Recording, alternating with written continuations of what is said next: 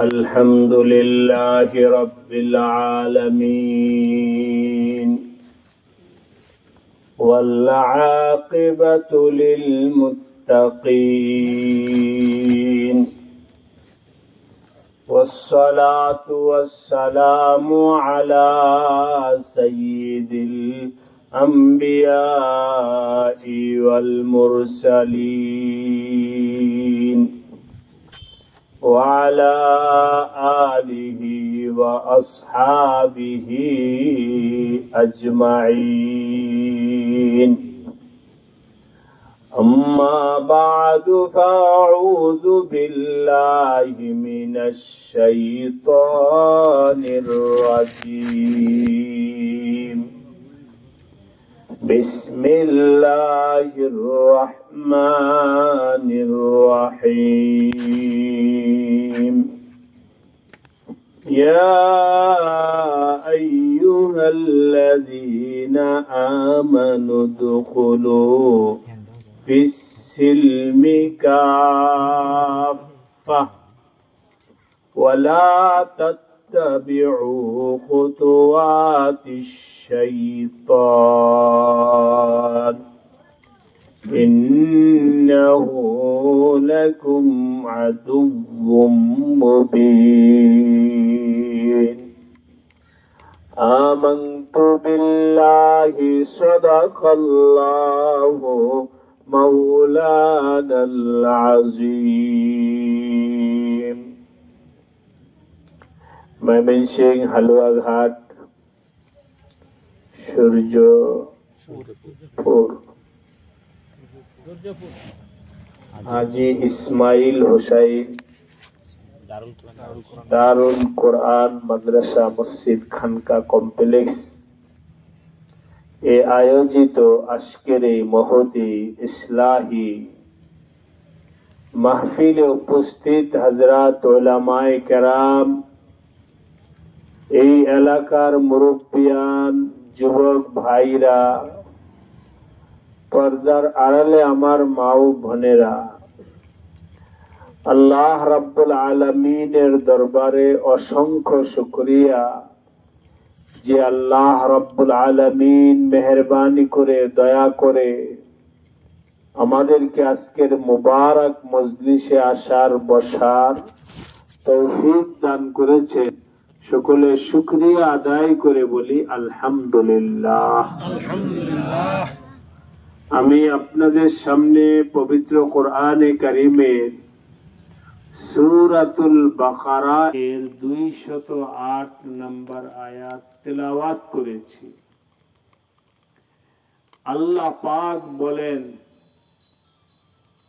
ইয়া আইয়ুহাল্লাযীনা আমানু, হে ঈমানদার লোকেরা,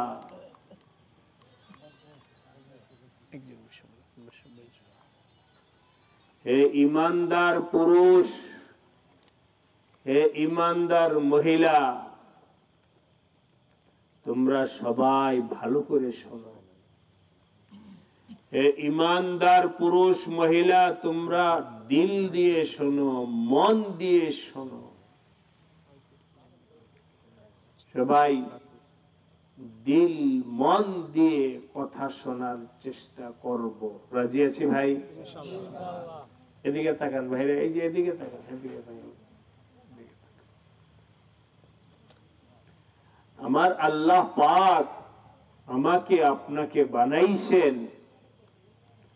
ওই আল্লাহ তাআলার কথা আমাদের শুনতে হবে, মানতে হবে, ঠিক কিনা বলেন? যদি আল্লাহ পাকের কথা আমরা শুনতে পারি, মানতে পারি, তাহলে আল্লাহ পাক আমাদেরকে দুনিয়াতেও ভালো রাখবেন, আখিরাতেও আল্লাহ শান্তি দান করবেন। আল্লাহ পাক আমাদেরকে বলেন, উদখুলু ফিস সিলমি কাফা, তোমরা পরিপূর্ণভাবে সর্বান্তকরণে ইসলামে দাখিল হও।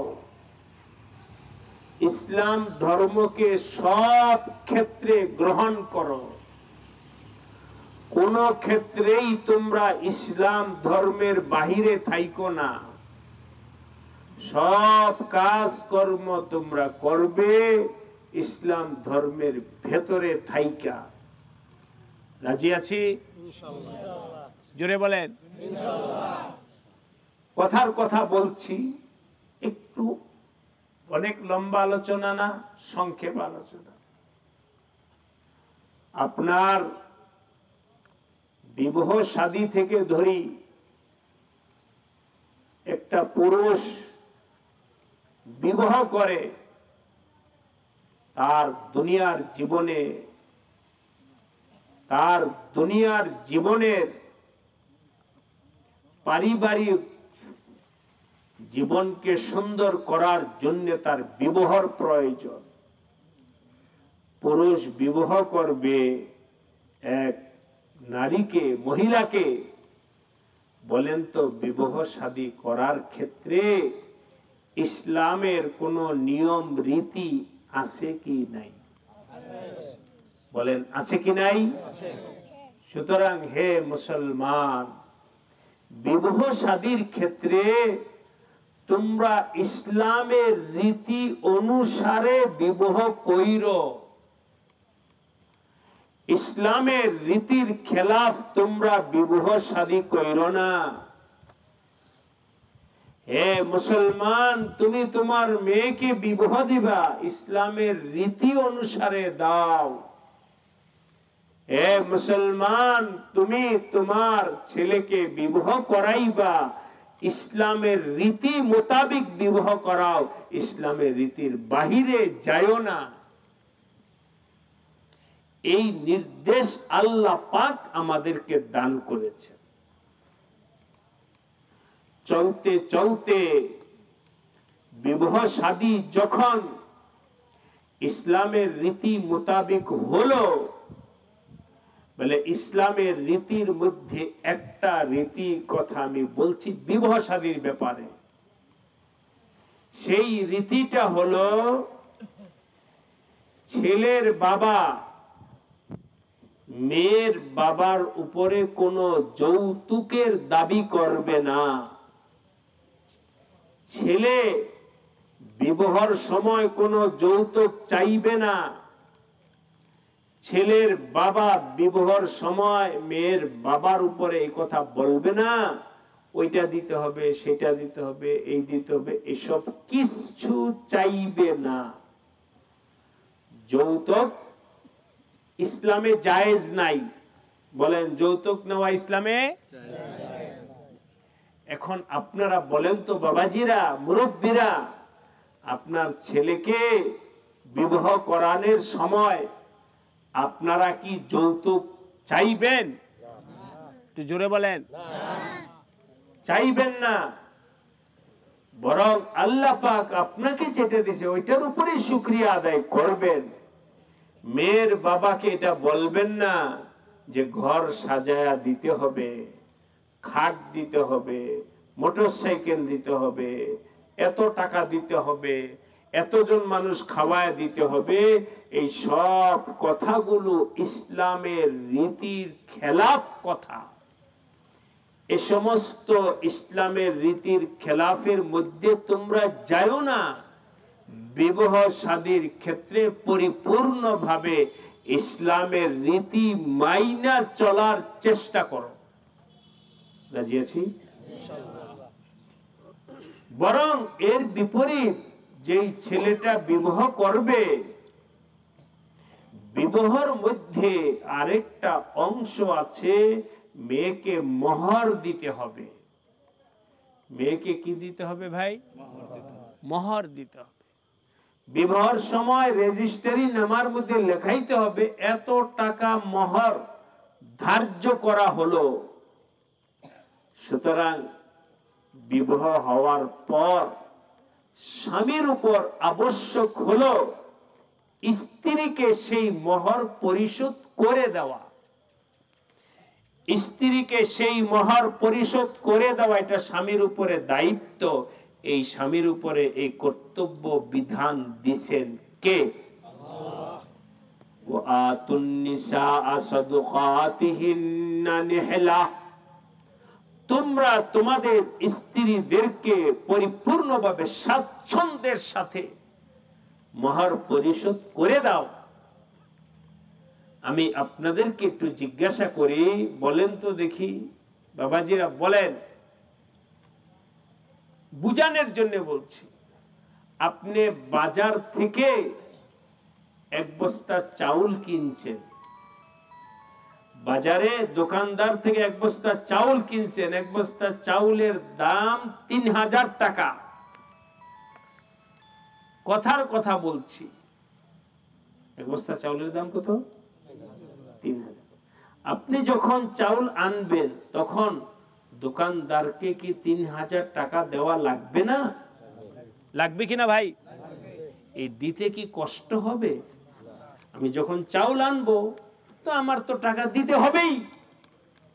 এই টাকা দেওয়াটা আপনি যেমন নিজের উপরে কর্তব্য দায়িত্ব মনে করে, বোঝা মনে না করে আনন্দের সাথে টাকাটা দিয়ে দেন, ঠিক এমনি ভাবে আমার আল্লাহ পাক বলেন, তুমি একজন মহিলাকে বিবাহ করেছো, তার জন্য যা মোহর ধার্য করলা, এই মোহরটাও নিহলাতান, বোঝা মনে কইরো না, খুশিতে তার হাতে তার মোহরটা দিয়ে দাও। মোহরের টাকা দাও, স্ত্রীকে মোহরের টাকা দিয়ে দাও। চলেন জিজ্ঞাসা করি, আবার একটু বলতেছি, এই মোহর দেওয়ার বিধানটা কার? সবাই একটু জোরে বলেন। আল্লাহ পাকের হুকুমটা মানতে রাজি আছি? আচ্ছা, আমাদের এই মজলিস ইসলাহি মজলিস, সংশোধনের মজলিস, যেই আমলটা আমাদের ভেতরে নাই ওই আমলটা আনতে হবে, আর যে আমলটা ভুল হয়েছে ওইটা সংশোধন করতে হবে। রাজি আছি? বলেন তো, এখানে যারা আছেন বিবাহ শাদী করছেন, একেবারে বৃদ্ধ থেকে নিয়ে যারাই হোক, যুবক হোক, বিবাহ শাদী করছেন, তারা বলেন তো কে কে তার স্ত্রীর মোহরটা আদায় করছেন? একটু হাত উঠে বলেন, একটু উঁচু করে ওঠান যাতে দেখা যায় যারা আদায় করছেন। চাচা, আপনি আদায় করছেন? হ্যাঁ, একজন, দুইজন, তিনজন, চারজন, পাঁচজন, 6 জন, 7 জন, 8 জন, 8 জন, 9 জন, আমি একজন, 10 জন, একজন, 11 জন মোহর পরিশোধ করে দেওয়া হয়েছে।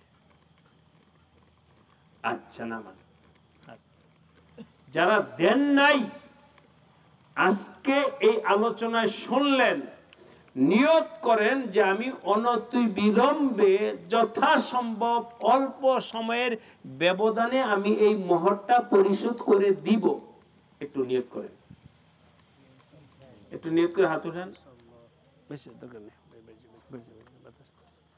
হাত উঠান, যারা নিয়ত করেন হাত উঠান। আল্লাহ সবাইকে তৌফিক দান করেন। এটা মনে করেন না যে আমি আরে না দিলেও তো চলে। কেন না দিলে চলবে? আরেকজনের প্রাপ্য স্ত্রীর হক, আমার আল্লাহ পাক তাকে এটা দিয়েছেন, এই মোহরের বিনিময় তো আপনি ধার্য করে বিবাহ করেছেন, তো মোহরটা দিবেন না কেন?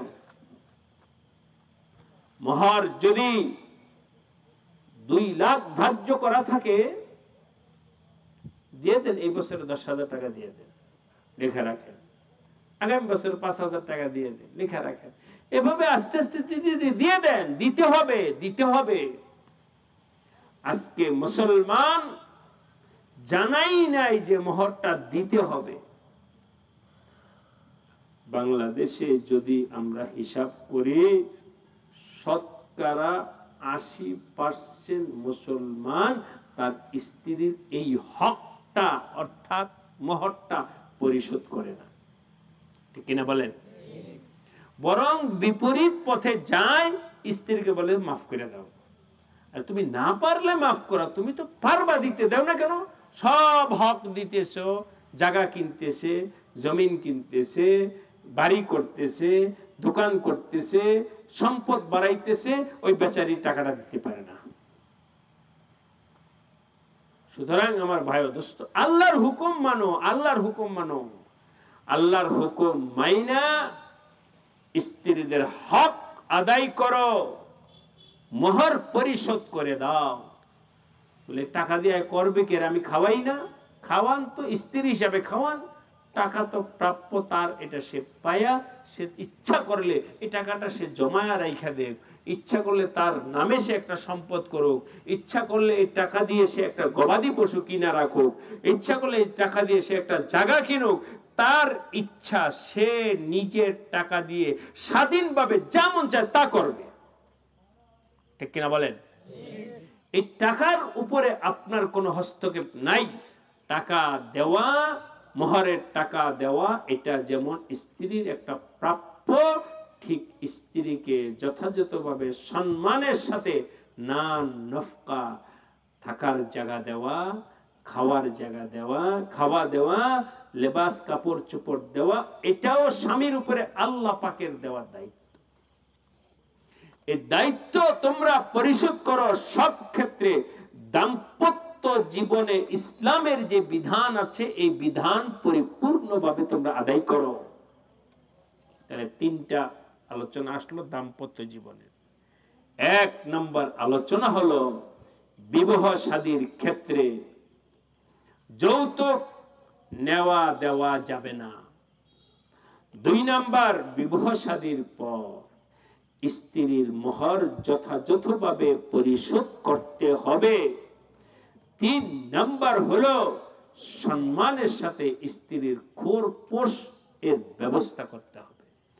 আল্লাহ পাক আমাদের সবাইকে দাম্পত্য জীবনে আল্লাহর হুকুম মাইনা চলার আমাদের সবাইকে তৌফিক দান করেন। আরেকবার জোরে বলেন আমিন। যদি এ ব্যাপারে দোস্ত ভাই ভুল হয়ে থাকে, আল্লাহর কাছে মাপ চান, সামনে ঠিক হয়ে যায়।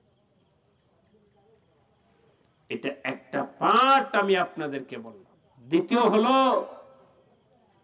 এই দাম্পত্য জীবনে যখন সন্তান আদি আল্লাহ পাক দান করবেন, ছেলে হয়েছে অথবা মেয়ে হয়েছে, এই ছেলে মেয়ের দায়িত্বটা আপনার উপরে আসলো। ছেলে মেয়েকে লালন পালনের জিম্মাদারি দায়িত্ব বাবার উপর আসলো।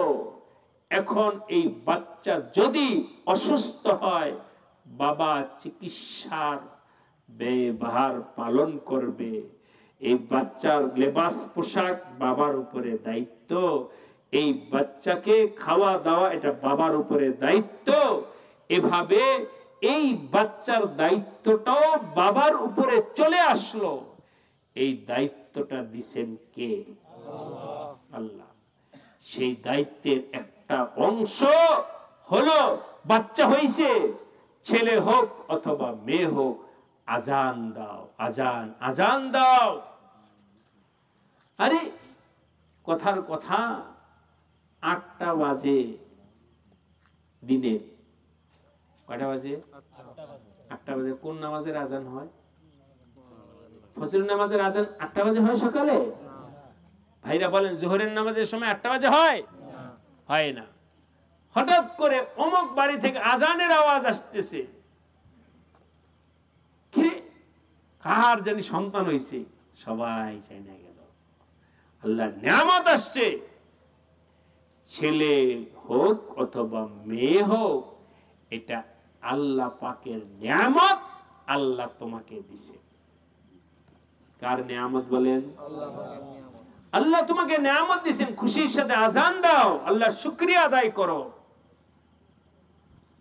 মানুষ সবাই জানো অমুকের ছেলে হয়েছে, মেয়ে হয়েছে। আগের জমানায় ছিল, যদিও এটা ইসলামে বাধ্যবাধকতামূলক কোনো বিষয় না, কিন্তু বিশেষ করে আমি আমাদের দেশের রেওয়াজ হিসেবে বলছি।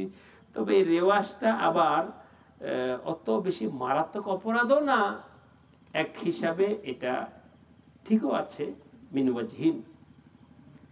সেটা হলো, বাচ্চা হলে এই কথার কথা মেয়ের বাচ্চা হইছে, এখন মিষ্টি নিয়ে ওই ছেলের বাড়িতে যেতে হবে, এলাকা সব মানুষকে মিষ্টি খাওয়াইতে হবে যে আমাদের আল্লাহ পাক নিয়ামত দিয়েছে, প্রত্যেক ঘরে ঘরে মিষ্টি পাঠাইতে হবে।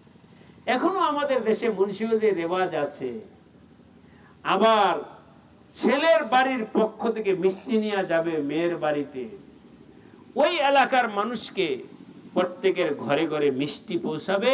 কিসের মিষ্টি? বলে আমার নাতি হয়েছে। কিসের মিষ্টি? বলে আমার নাতি হয়েছে। মানুষ জানবে, শুনবে ওই বাড়িতে আল্লাহ পাক নিয়ামত দিয়েছে। এটা হলো আমাদের দেশীয় রেওয়াজের কথা বললাম। আর ইসলামের রেওয়াজ হলো আজান দাও, সুন্দর নাম রাখো, বাচ্চার সুন্দর নাম রাখো। ছেলে যদি হয় তাহলে তার নাম যথাসম্ভব সাহাবায়ে কেরামের নামের সাথে মিলায়া, নবীদের নামের সাথে মিলায়া, আল্লাহ ওয়ালাদের নামের সাথে মিলায়া সুন্দর একটা নাম রাখো। আব্দুল্লাহ, আব্দুর রহমান, আব্দুল মালিক, ইব্রাহিম, মুসা, জাকারিয়া, শুআইব, এভাবে হারুন, নবীদের নামের সাথে মিলাও, সাহাবায়ে কেরামের নামের সাথে মিলাও। আবু বকর, ওমর, উসমান, আলী, আব্দুল্লাহ ইবনে মাসউদ, আব্দুল্লাহ ইবনে ওমর, এভাবে সুন্দরভাবে যায়েদ ইবনে আরকাম, ওনাদের নামের সাথে মিলায়া, আল্লাহ ওয়ালাদের নামের সাথে মিলায়া একটা সুন্দর নাম রাখো। মেয়ে যদি হয় তাহলে দেখো কোরআন হাদিসে যে সমস্ত নাম আসছে, এই আপনাদের এখানে আসতেছিলাম হালুয়াঘাট থেকে, এখানে উদ্দেশ্যে সূর্যনগর, সূর্যপুর, হঠাৎ এক মাওলানা সাহেব ফোন দিছে। হ্যাঁ ভাইরা শোনেন, কে ফোন দিছে? মাওলানা সাহেব, হুজুর আমার এক পুত্র সন্তান হয়েছিল, ওই পুত্র সন্তানের নাম আপনার কাছে বলছিলাম, হুজুর একটা নাম বলেন। আপনি আমার ছেলের নাম রাখছিলেন আনাস। আনাস কার নাম? কার নাম বলেন? সাহাবীর নাম। ওই নাম আমি রাখছি, কোন বছর মনে নাই, বলে 4 বছর বয়সে যে আমার ছেলের, এই ছেলের নামটা আপনি রাখছিলেন আনাস। আলহামদুলিল্লাহ আজকে হুজুর মেয়ে হয়েছে, মেয়ের নামটা আপনি রাখেন। আমি বললাম আচ্ছা, মেয়ের নাম হবে মারিয়াম। মেয়ের নাম কি? মারিয়াম। কোরআনে আছে মারিয়াম নাম। হযরত ঈসা আলাইহিস সালাতু ওয়াস সালামের মায়ের নাম কি ছিল? মারিয়াম। মারিয়াম ইবনাতা ইমরান আল্লাতী আহসানাত ফারজাহা ফানাফাখনা ফীহি মির রূহিনা ওয়া সাদ্দাকাত বিকালিমাতি রাব্বিহা ওয়া কুতুবিহি ওয়া কানাত মিনাল কানিতিন। কোরআনে এই আয়াতে আল্লাহ পাক হযরত মারিয়ামের 3টা গুণ বয়ান করেছেন। 1 নাম্বার গুণ হলো মারিয়াম ছিল সতী নারী। বলেন সুবহানাল্লাহ। সুবহানাল্লাহ। কোন পর পুরুষের সাথে তার কোনো সম্পর্ক ছিল না। কোন পর পুরুষ তার ইজ্জতের কাছে যাইতে পারে নাই। আল্লাহ পাক আসমানি পর্দা দ্বারা হযরত মারিয়ামকে হেফাজত করেছে। সুবহানাল্লাহ। 1 নাম্বার, মারিয়াম ছিল অত্যন্ত সতী নারী। তার জীবনে কোনো বিন্দু পরিমাণ কেলেঙ্কারি হয় না যে অমুক ছেলের সাথে কথা বলেছে। পবিত্র কোরআনে কারিমে আছে, হাফিজিরা আছে এখানে, আমাকে কোনো পুরুষ স্পর্শ করে নাই। ওয়ালাম ইয়ামসাসনি বাশার। সুতরাং নেককার মহিলাদের জন্য অন্যতম একটা গুণ হলো ওই মহিলা নেককার, যে মহিলা বলতে পারবে কোন পরপুরুষের সাথে না আমার ফোনে যোগাযোগ আছে, না দেখা সাক্ষাতে যোগাযোগ আছে। এটা হলো একজন মহিলার অন্যতম গুণ। আজকে ইহুদি খ্রিস্টান এর সভ্যতা আমাদের দেশে আসতেছে, বয়ফ্রেন্ড। একজন মেয়ে বন্ধু বানায় একজন ছেলের সাথে ফেসবুকের মাধ্যমে, মোবাইলের মাধ্যমে, দেখা সাক্ষাতের মাধ্যমে, ইসলামে সম্পূর্ণ হারাম, নাজায়েজ। আল্লাহ পাক হযরত মারিয়ামের ব্যাপারে বলেছেন, ওয়া মারিয়াম ইবনাত ইমরান আল্লাতী আহসানাত ফারজাহা। আর অপর আয়াতে আল্লাহ পাক বলেছেন, কি বললেন? ওয়ালাম ইয়ামসাসনি বাশার, আমাকে কোন মানুষ স্পর্শ করেনি, আমাকে আল্লাহ পাক কুদরতি চাদর এবং পর্দা দ্বারাই আল্লাহ পাক আমাকে আবৃত করে রেখেছে। সুবহানাল্লাহ বলেন। এটা হলো মহিলার গুণ, এটা হলো মহিলার গুণ। আজকে আমার ভয় দোস্ত, ইসলাম এর মধ্যে পরিপূর্ণ নাটকার কারণে বাহাদুরি করে বলে আমার মেয়ের অমুক বন্ধু আছে। নাউজুবিল্লাহ বলেন। মেয়ে পর ছেলের সাথে বন্ধু পাতা, এটা বাবা আবার বাহাদুরি করে বলে। কত নির্লজ্জ মুসলমানের ইমানি তাকাত, কত নির্লজ্জ হয়ে গেছে। বাবা মা সব বাড়িতে, মেয়ে কোথায়? ঢাকা ইউনিভার্সিটিতে পড়ে। থাকে কোথায়? হোটেলে থাকে, হোস্টেলে থাকে। আরো কত যে হালাত দোস্ত। আল্লাহ আমাদের সমাজকে পরিপূর্ণভাবে এই অশ্লীলতা থেকে হেফাজত করবেন, আমিন। আর এই অশ্লীলতা তো এভাবেই আছে, এর মধ্যে আরো ঘি ডালতেছে বর্তমান নারীবাদী এক ধরনের নাস্তিক মহিলারা। ওরা প্রস্তাব দিছে যে আলিয়াযু বিল্লাহ, কি বলে, যৌন কর্মী, নাউজুবিল্লাহ বলে, জিনা ব্যভিচারকে শ্রমিক হিসাবে স্বীকৃতি দেওয়া। তো নাউজুবিল্লাহ বলে, মানে এটা একটা বৈধ ব্যবসা।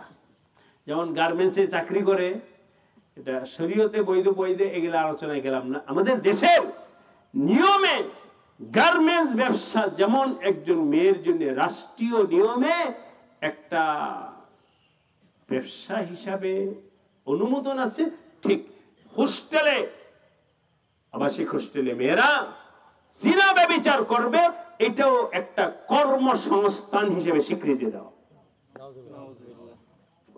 সারা পৃথিবীর কোথাও দোস্ত এরকম অশ্লীলতার কথাটা নাই। এটা বাংলাদেশের ওই নাস্তিকরা প্রস্তাব দিয়েছে।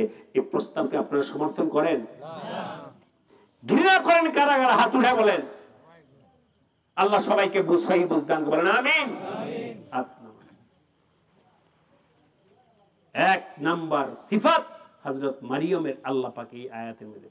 দ্বিতীয় নাম্বার, ومريم ابنة عمران التي أحسنت فرجها فنفخنا فيه من روحنا وصدقت بكلمات ربها। মারিয়াম তার রবের কথাকে সত্যায়ন করেছে, তার রবের কথাকে মাইনে নিয়েছে। صدقت بكلمات ربها وكتبه, আর আল্লাহর কিতাবের উপরও সে ঈমান আনছে। সুতরাং একজন নারীর মর্যাদা সম্মানের প্রশংসার বিষয় হলো নারী হবে সতী, নারী হবে আল্লাহকে মাননেওয়ালা, নারী হবে আল্লাহর কিতাবের উপরে বিশ্বাসী। এই গুণগুলো ছিল মারিয়ামের। কথায় কথায় বলতেছিলাম, মাওলানা সাহেব ফোন করে বললেন আমার মেয়ের নাম রাখেন। পট করে বললাম তোমার মেয়ের নাম হলো মারিয়াম। আল্লাহ পাক এই মেয়েটাকে এরকম বানায় দেন, বলেন আমিন। বলতেছিলাম ভাইয়া দোস্ত, ছেলে মেয়ে হয়েছে, নাম রাখার জন্য ইমাম সাহেবের কাছে ফোন দাও, হুজুর আমার ছেলে হয়েছে, একটা সুন্দর নাম রাইখা দেন। আল্লাহওয়ালাকে ফোন দাও, আল্লাহ হুজুর আমার মেয়ে হয়েছে, সুন্দর একটা নাম রাইখা দেন। মা বাবার দায়িত্ব হলো সুন্দর নাম রাখা, আর সুন্দর নাম ভালো নাম জানে আলেম সাহেব, ইমাম সাহেব, ঠিক কিনা বলেন? আর যদি আলেমদের কাছে না যাও, নিজের পছন্দ মতো নাম রাখো, লালটু বল্টু অমুক তমক জানা নাই, এই নামের দ্বারা বুঝাও যায় না ছেলেটা মুসলমান না খ্রিস্টান না হিন্দু না বৌদ্ধ, বোঝা যায় না। মেয়ের নামে বোঝা যায় না এই মেয়েটা আল্লাহকে মাননেওয়ালা মুসলমান না হিন্দু না বৌদ্ধ, কোনোভাবেই বোঝা যায় না। ঠিক কিনা বলেন? ও ভাইরা, আমি আপনাদেরকে একটু জিজ্ঞাসা করি, নাম কেন? মানুষের পরিচয়ের জন্যই তো। কি বলেন, নাম কেন? বলেন, নাম কেন? মানুষের পরিচয়। এক হলো বংশীয় পরিচয়, আরেক হলো ব্যক্তির পরিচয়, আরেক হলো ধর্মীয় পরিচয়। ব্যক্তির পরিচয়, বংশের পরিচয়, ধর্মের পরিচয়। আমি আপনাদেরকে জিজ্ঞাসা করি, একজনের নাম হলো আব্দুল্লাহ, বলেন তো কোন ধর্মের? জোরে বলেন। এক কথায় বোঝা গেল এই ছেলেটা মুসলমান। একজনের নাম হলো ফাতেমা, বলেন তো দেখি এই মেয়েটা কোন ধর্মের? ইসলাম ধর্মের। মুসলমান, এই মেয়েটা মুসলমান। ভাই ও দোস্ত, আজকে আধুনিকতার ছাপ লাগছে, মেয়ে এবং ছেলের এমন নাম রাখে যেই নামের দ্বারা বোঝা যায় না কি মুসলমান না হিন্দু না খ্রিস্টান না বৌদ্ধ। তো ফের নাম কেন? নাম তো রাখা হয়েছে পরিচয়ের জন্য।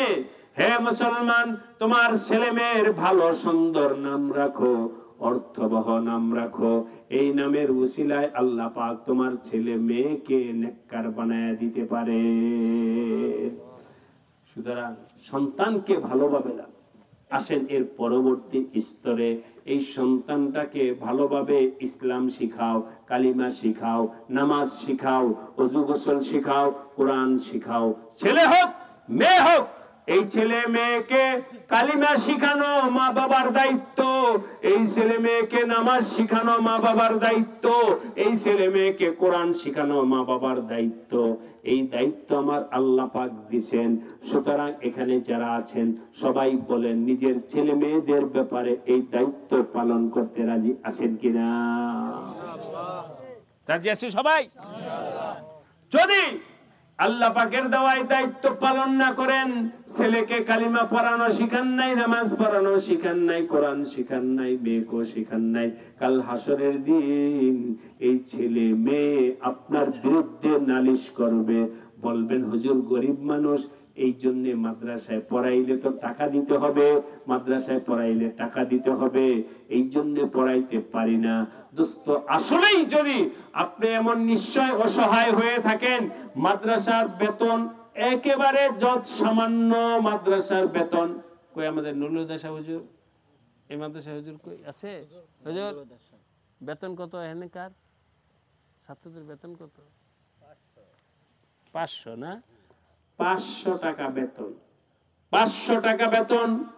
ও আমার ভাই ও দোস্ত, বলেন তো দেখি, বর্তমান জমানায় 500 টাকা অনেক বেশি? একটু বলেন, আপনাদের কথা নেই? অনেক বেশি? 500 টাকা অনেক বেশি না দোস্ত? বাজারে 500 টাকা নিয়ে গেলে তরকারিটা পর্যন্ত ভালোভাবে কিনা যায় না। বাচ্চাদের চিপস বিস্কুটও 500 টাকার বেশি চলে যায়। এই 500 টাকা খরচ করতে পারবো কিনা বলেন?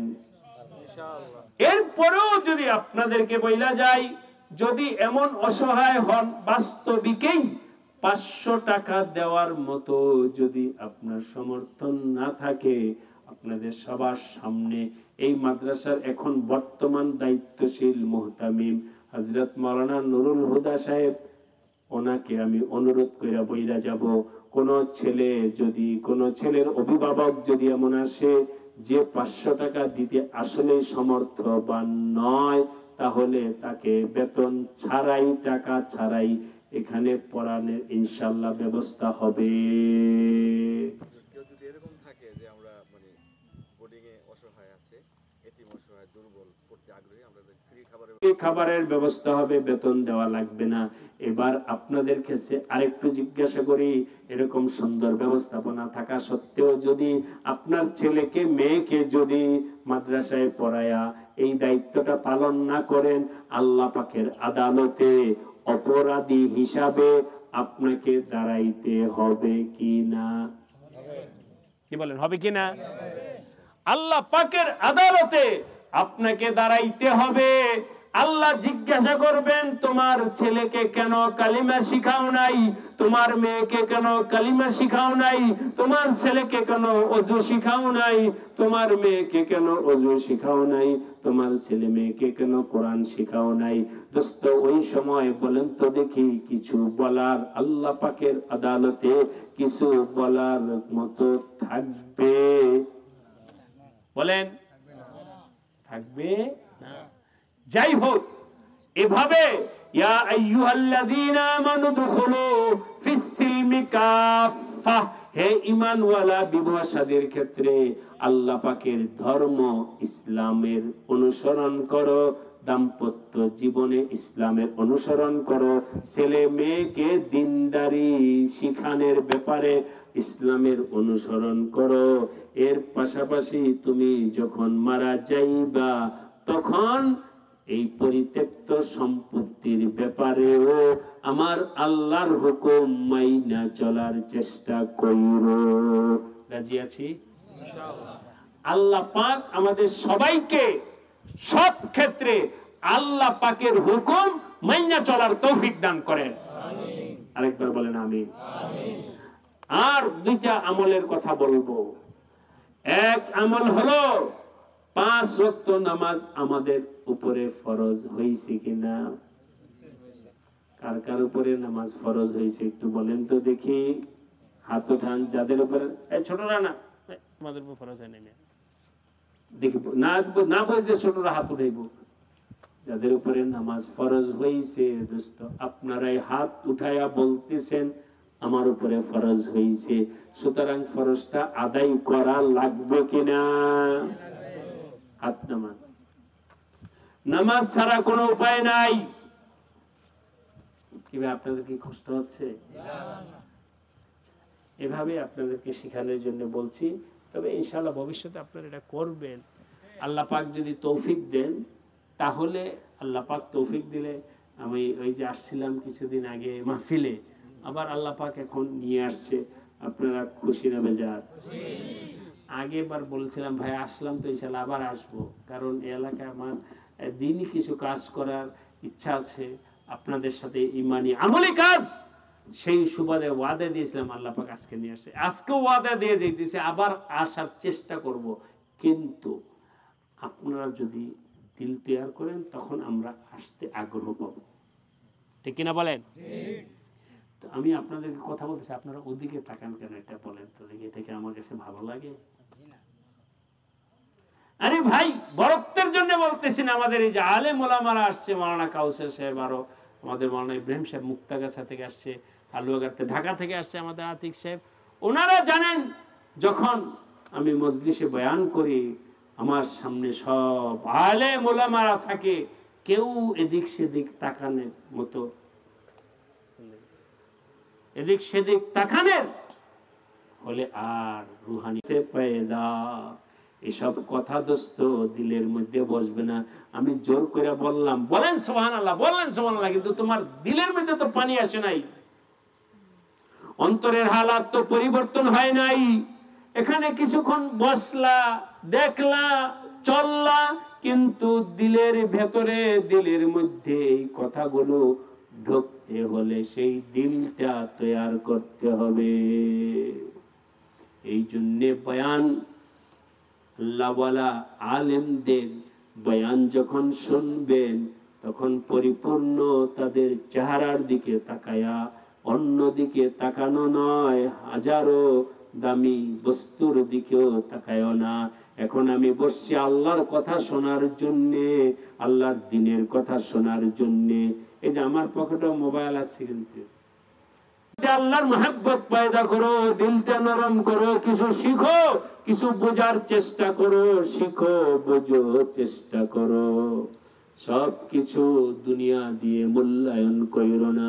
যাই হোক, আমি বলতেছিলাম 5 ওয়াক্ত নামাজ আল্লাহ পাক আমাদের উপরে ফরজ করেছেন। হালুয়াঘাটের সূর্যপুর এলাকার একজন কৃষকের উপরে 5 ওয়াক্ত নামাজ ফরজ, কি না বলেন? তার কি পড়তে হবে না? তাই এই মজলিসে যারা বসছেন সবাই আল্লাহর উপরে ভরসা করে নিয়ত করেন, হুজুর ইনশাআল্লাহ এখন থেকে আর নামাজ কাজা করব না। হাত উঠে বলেন তো দেখি। আল্লাহ আমাদের সবাইকে তৌফিক দান করেন, আমিন। হাত নামান।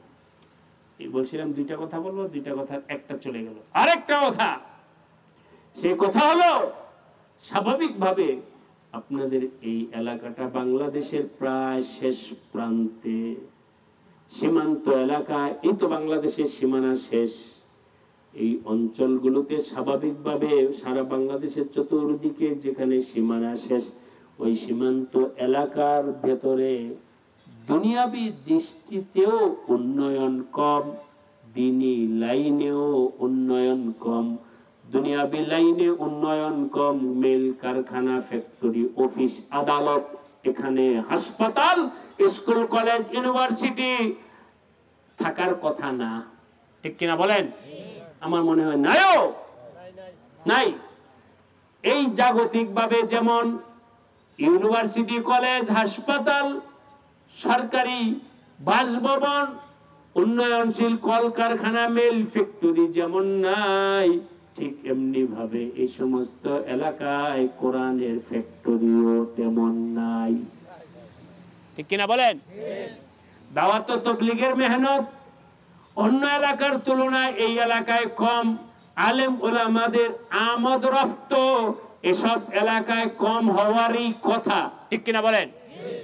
আজকে ময়মনসিংহ শহরে চলে যান, প্রত্যেকটা মোড়ে মোড়ে অনেক বড় মাদ্রাসা আছে, অনেক বড় দ্বীনি মার্কাজ আছে। আলেম ওলামা ময়মনসিংহ শহরে প্রত্যেক রাস্তায় রাস্তায় অনেক বড় বড় আলেম আছে, কিন্তু পুরা সূর্যপুর এই ইউনিয়নে তালাশ কইরা দেখেন তো কয়টা বড় মাদ্রাসা আছে, কয়জন আলেম আছে? তুলনামূলক অনেক কম, ঠিক কিনা বলেন?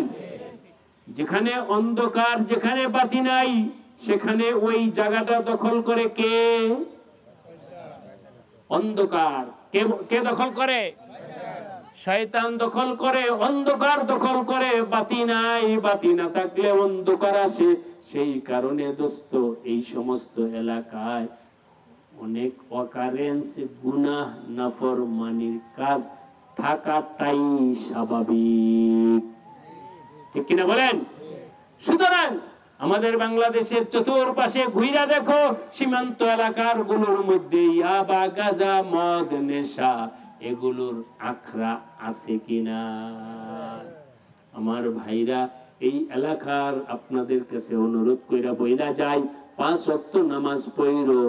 আর কোন ভাবে যেন এই সমস্ত এলাকা দিয়ে পার্শ্ববর্তী দেশ থেকে আমাদের দেশকে ধ্বংস করার মতো ইয়াবা, গাঁজা, নেশা যেন, ফেন্সিডিল যেন প্রবেশ করতে না পারে। যেমনি ভাবে রাষ্ট্রীয় বিজিবি, রাষ্ট্রীয়ভাবে বিজিবি বর্ডার গার্ড টহল দিতেছে, কিন্তু দোস্ত বর্ডার গার্ড টহল দিয়ে আর কতজন এখানে আছে? প্রতুল নয়, যতটুকু যথেষ্ট ওই পরিমাণ নয়। বর্ডার গার্ড হতে হবে সীমান্ত এলাকার প্রত্যেকটা যুবক মুসলমান। রাজি আছি? বিবেকবান, ইমানদার, কালিমাওয়ালা প্রত্যেকটা মুসলমান বর্ডার গার্ড হও। আমাদের এই এলাকা দিয়ে আমরা অবৈধ সম্পদ, বিশেষ করে ইয়াবা, গাঁজা, ফেন্সিডিল, মদ, আমরা কোন ধরনের চোরা চালানের এই ব্যবসা করতে দেব না।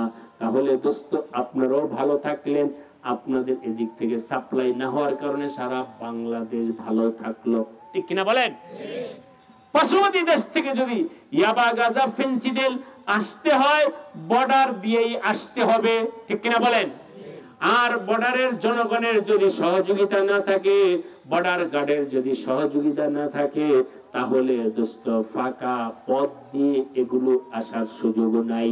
তাই আপনাদের কাছে অনুরোধ করে যাচ্ছি, যুবক ভাইরা, বাবাজিরা, তোমাদের কল্যাণে বলছি, তোমাদের কল্যাণে বলছি, তোমাদের কল্যাণে বলছি, তোমাদের দেশের স্বার্থে বলছি, তোমাদের দুনিয়ার স্বার্থে বলছি, তোমাদের আখিরাতের স্বার্থে বলছি, সাবধান, গাঁজা, ইয়াবা, মদ, ফেন্সিডিল তোমরা খাইবা না, বিক্রি করবা না, ব্যবসা করবা না, ব্যবসা করতে অন্য কাউকে দিব না।